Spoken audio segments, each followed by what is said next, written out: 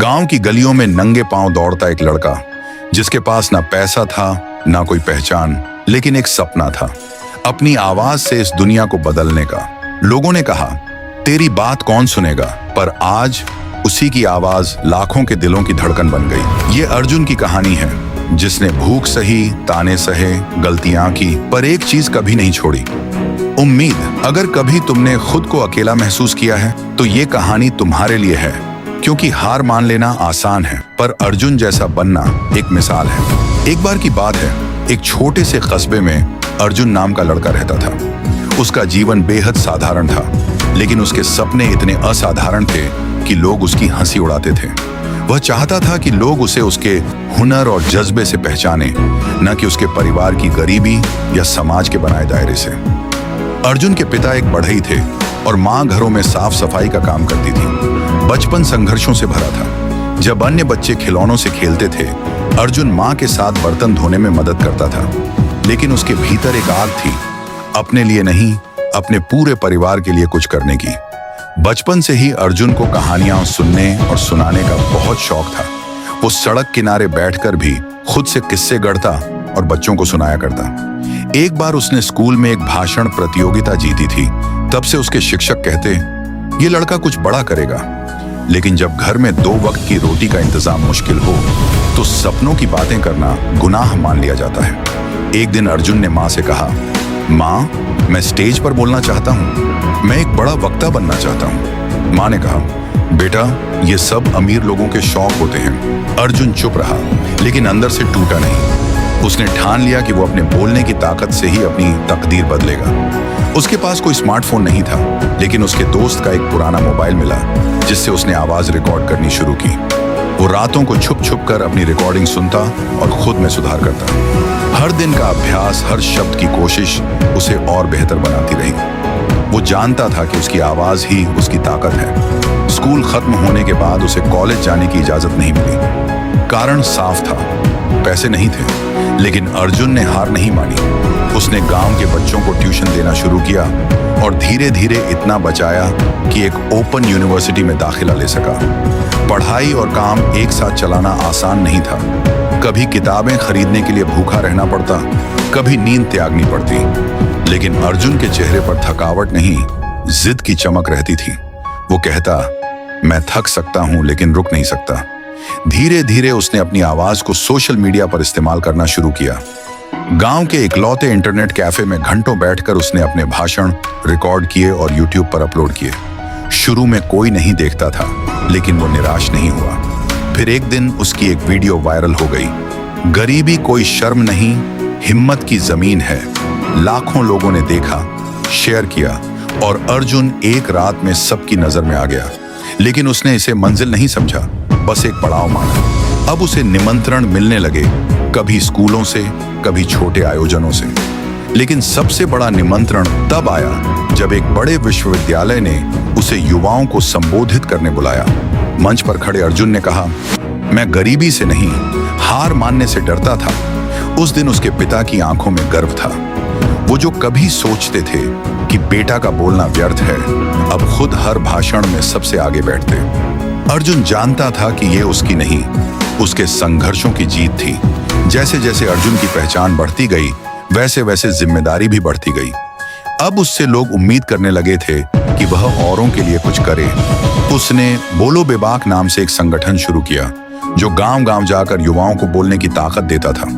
इस संगठन का मकसद था, हर किसी को आवाज दो, हर आवाज को मंच दो। अर्जुन की सोच स्पष्ट थी, अगर किसी को बोलने का मौका नहीं मिला तो उसकी प्रतिभा कभी सामने नहीं आएगी। उसने अपने संगठन के तहत हजारों बच्चों को भाषण कला सिखाई, उनमें आत्मविश्वास जगाया। कई युवा जो कभी स्कूल में एक शब्द नहीं बोलते थे, अब मंचों पर दर्शकों को मंत्रमुग्ध करते थे। अर्जुन का सपना अब सिर्फ अपना नहीं था। वह कहता, जब तक एक भी लड़का या लड़की अपने सपने से डरता है, तब तक मेरा काम अधूरा है। कई बार आलोचना भी हुई, वो तो सिर्फ बोलता है, असली बदलाव कहाँ है? लेकिन अर्जुन मुस्कुराकर जवाब देता, बोलने से ही तो बदलाव शुरू होता है। धीरे धीरे उसके संगठन को सरकारी मान्यता मिली। उसे राज्यपाल ने सम्मानित किया और प्रधानमंत्री के कार्यक्रम में बुलाया गया। लेकिन अर्जुन के लिए सबसे बड़ा सम्मान तब था जब गांव का एक बच्चा बोला, मैं भी अर्जुन भैया जैसा बनना चाहता हूं। अब अर्जुन किताबें भी लिखने लगा था। उसकी पहली किताब जुबान की ताकत बेस्ट सेलर बनी। उसमें उसने अपने जीवन की कठिनाइयां और कैसे बोलने ने उसे ताकत दी, ये सब विस्तार से लिखा था। उसकी किताबें सिर्फ शब्द नहीं थीं, वो हिम्मत की मिसाल थी। बच्चे उन्हें पढ़कर खुद को पहचानने लगे। अर्जुन जानता था कि शब्दों में दुनिया बदलने की ताकत होती है। उसने युवाओं के लिए एक वर्चुअल प्लेटफॉर्म बनाया जहां वे वीडियो बना सकें, अपनी बात कह सकें। इंटरनेट की दुनिया में अर्जुन अब आवाज की क्रांति बन चुका था, लेकिन इस बीच उसका स्वास्थ्य बिगड़ने लगा। लगातार दौरे, भाषण, रातों की नींद, सबने उसका शरीर थका दिया था। डॉक्टरों ने आराम करने की सलाह दी, लेकिन अर्जुन कहता, जब तक सांस है आवाज उठती रहेगी। फिर भी उसने एक संतुलन बनाना सीखा। वह अब अपने भाषणों के साथ साथ ध्यान और आत्मचिंतन पर भी बोलने लगा। वह कहता, आत्मा की आवाज सुनना सबसे बड़ी शक्ति है। अब उसका जीवन हर किसी के लिए एक प्रेरणा था। उसने हजारों युवाओं को अकेलेपन से निकालकर आत्मविश्वास की राह पर ला खड़ा किया था। वो कहता था, अकेला हूं लेकिन अकेला नहीं चल रहा। जब वह अपने पुराने घर लौटा, जहां कभी लकड़ी की छत से पानी टपकता था, अब वहां उसकी मां बच्चों को पढ़ा रही थी। अर्जुन ने कहा, यह मेरी सबसे बड़ी उपलब्धि है। अर्जुन ने गांव में एक पुस्तकालय खोला जहां वह खुद बच्चों को किताबें पढ़ाया करता था। उसके लिए यह सिर्फ ज्ञान नहीं, आत्मनिर्माण का साधन था। पुस्तकालय में हर हफ्ते कहानी कहने की बैठक होती थी, जहां अर्जुन खुद बच्चों को प्रेरणादायक किस्से सुनाया करता। बच्चे उसे कहानी वाले भैया कहने लगे थे।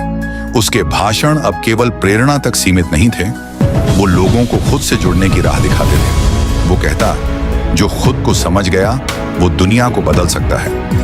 एक दिन एक लड़की ने मंच पर आकर कहा, मैं कभी बोल नहीं पाती थी, पर आज अर्जुन भैया की वजह से बोल रही हूँ। वह दृश्य देख अर्जुन की आंखें नम हो गईं। अब अर्जुन ने एक नया सपना देखा, एक ऐसा मंच जहां देश भर के युवाओं को अपनी आवाज रखने का मौका मिले।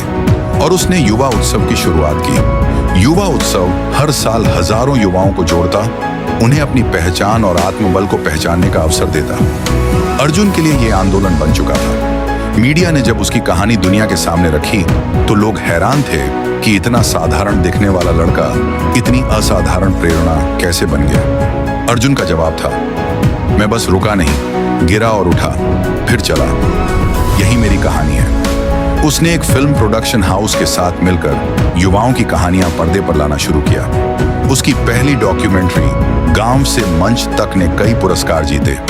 अर्जुन अब राजनीति में भी बुलाया जाने लगा, लेकिन उसने मना कर दिया। उसने कहा, मुझे सत्ता नहीं, सेवा करनी है। मैं मंच पर ही खुश हूं। एक दिन वो अपने स्कूल गया, जहां उसकी तस्वीर अब प्रेरणा दीवार पर लगी थी। वह मुस्कुराया और बोला, यही मेरी जीत है। अर्जुन की मां अब गर्व से कहती, जो कभी स्टेज को सपना समझता था, आज वो लाखों के मंच पर बोलता है। एक अंतर्राष्ट्रीय सम्मेलन में उसने भारत का प्रतिनिधित्व किया और कहा, हमारे गांवों में वो चिंगारी है जो दुनिया को रोशन कर सकती है। अब अर्जुन ने एक ऐप लॉन्च किया, बोलो भारत, जहां हर कोई अपना वीडियो डाल सकता था और लोगों को प्रेरित कर सकता था। अर्जुन की जिंदगी एक आंदोलन बन चुकी थी, बोलने का, सुनने का, समझने का और आगे बढ़ने का। उसने अपने गांव में एक वक्ता प्रशिक्षण केंद्र खोला। अब वहां से हर साल सैकड़ों युवा आत्मविश्वास के साथ निकलते। उसके पिता, जो कभी मंच से डरते थे, अब गांव के आयोजनों में भाषण देते। अर्जुन कहता, परिवर्तन यहीं से शुरू होता है। एक इंटरव्यू में जब अर्जुन से पूछा गया कि उसे सबसे ज्यादा प्रेरणा कहां से मिलती है, उसने कहा, मां की खामोशी से और पिता की मेहनत से। उसने हर त्योहार पर गांव के सभी गरीब बच्चों को आमंत्रित कर उनके साथ खाना बांटा। उसका मानना था, खुशी बांटने से बढ़ती है। अब अर्जुन की पहचान एक नाम से नहीं, एक विचार से होती थी, हार नहीं मानने वाला। उसकी कहानी किताबों में, स्कूलों में और लाखों दिलों में जगह बना चुकी थी। एक दिन जब उसे भारत रत्न के लिए नामित किया गया, तो उसने सबसे पहले अपने गांव के मंदिर में जाकर सिर झुकाया। उसका जीवन अब खुद में एक प्रेरणा बन गया था, संघर्ष, सेवा और सफलता की मिसाल। अर्जुन हमेशा कहता, जो गिरकर उठता है वही असली विजेता होता है। उसकी अंतिम किताब का नाम था, मैं हार नहीं मानता। और यह देश की सबसे ज्यादा बिकने वाली आत्मकथा बनी।